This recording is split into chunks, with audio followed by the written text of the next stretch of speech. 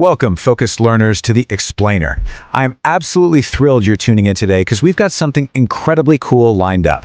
We're taking what might look like a standard set of Agile review questions, specifically from a PMI ACP study guide, and we are completely flipping them on their head.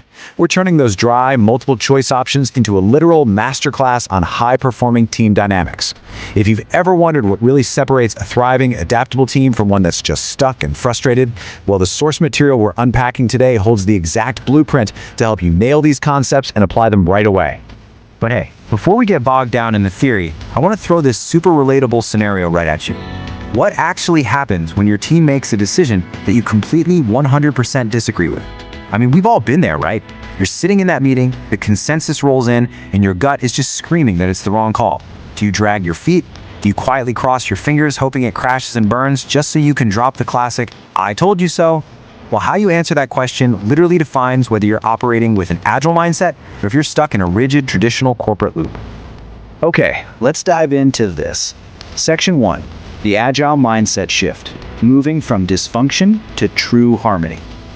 Now, the source material we're digging into today isn't just about passing some exam. No way. It's about fundamentally rewiring how we interact at work to absolutely crush toxic silos and build deep, productive collaboration. We are taking exactly 5 core multiple-choice questions and distilling them down into 3 unshakable pillars of Agile team dynamics. By breaking it down like this, we get to see the real underlying philosophy of the Agile framework, rather than just rotely memorizing what the correct answer is. And that brings us right to our first pillar, Section 2, Unity in Decision-Making, or the Art of Commitment. We've got to completely rethink how conflicts and team decisions are handled when you're truly adopting an Agile mindset. You know those traditional corporate traps, the ones we call anti-patterns? They tell us to refuse implementation, escalate the issue to a manager, or just flat out ignore the decision. And honestly, those reactions just breed resentment and totally stall your progress. But the right Agile move? It's crystal clear. You commit to the team decision. Even if one person strongly objects, the team as a whole decides, and the individual steps up and aligns. So the crucial point is, true Agile unity doesn't mean unanimous agreement. It's not about everyone holding hands and agreeing on everything. It relies on full, active commitment over passive-aggressive compliance or running up the chain to escalate. You are absolutely allowed to fiercely debate an issue. Seriously, disagree all you want during the discussion phase. But once the team makes the call, you've got to commit and execute that decision as if it were your own idea. That is the absolute cornerstone of moving fast and staying united. Let's move to and see how this builds into our next core pillar. Section 3, Relentless Connection and Feedback, Bridging the Gap. Because think about it, once you've committed to a decision, you need a flawless system to communicate and iterate on it, especially with how we work today.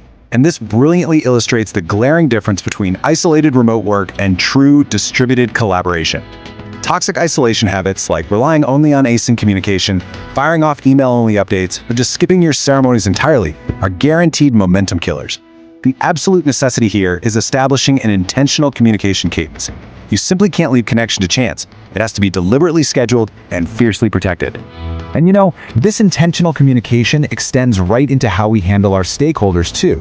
Our source material maps out a huge shift in how we actually gather feedback. Step 1, we absolutely reject the idea of getting feedback at release only. That is way too late.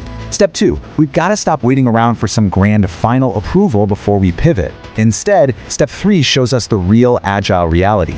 We must embrace continuous stakeholder loops. You don't wait for them to ask for an update, you actively pull them into the process.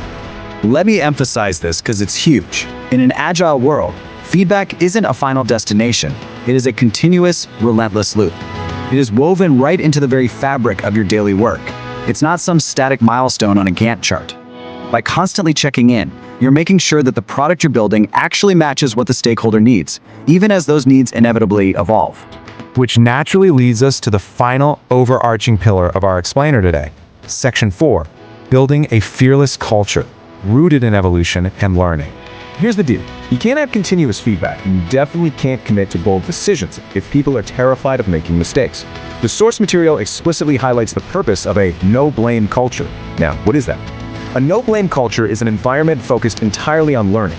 It does not mean removing accountability, it doesn't mean lowering your standards, and it definitely doesn't mean avoiding retrospectives. It simply means that when something goes south, the team focuses intensely on how the process failed rather than who to punish.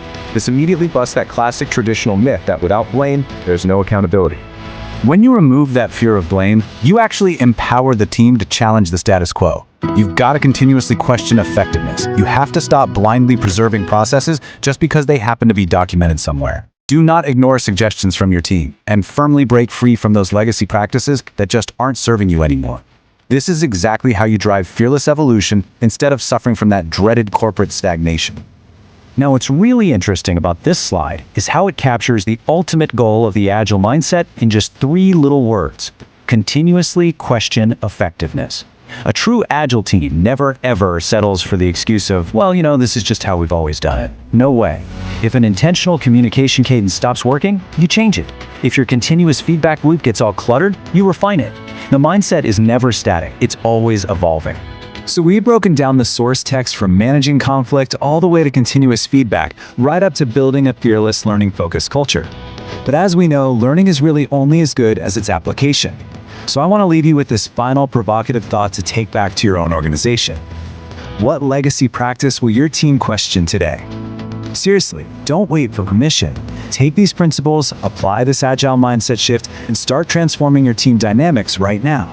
Thanks so much for joining me on this explainer, and I will catch you in the next one.